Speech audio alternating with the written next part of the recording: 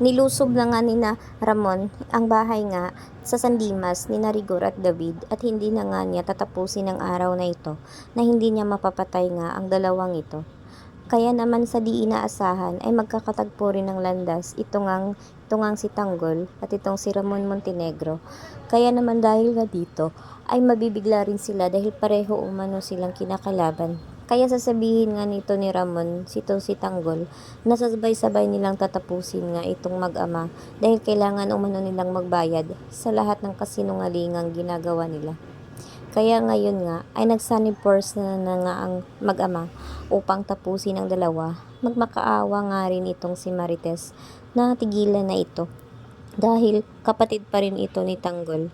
Subalit hindi papayag itong si Ramon na basta-basta na lang itong papatawarin dahil kailangan umano nilang pagdusahan ang ginawa nilang kasalanan dahil umano ani Ramon na si Rigor umano ang dahilan kaya't naubos nga ang kanyang buhay doon sa kulungan.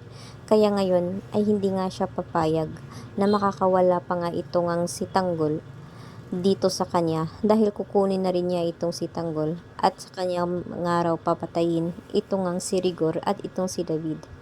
Kaya't kahit anong gagawin ni Marites na pagmamakaawa ay hindi na nga siya pakikinggan nga ni Ramon dahil na rin sa galit nga niya dito. At dahil dito ay mawawala na nga itong ang si David at itong si Rigor sa Batang Quiapo.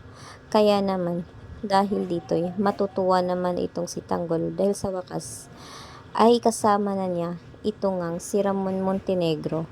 At hindi na rin papayag si Ramon Montenegro na mawawala pa sa kanya ang kanyang anak na si Tanggol. Kaya masaya si Ramon dahil ngayon ay alam na niya ang katotohanan at nakita na nga niya talaga ang tunay niyang anak at hindi nga ang huwad na si David.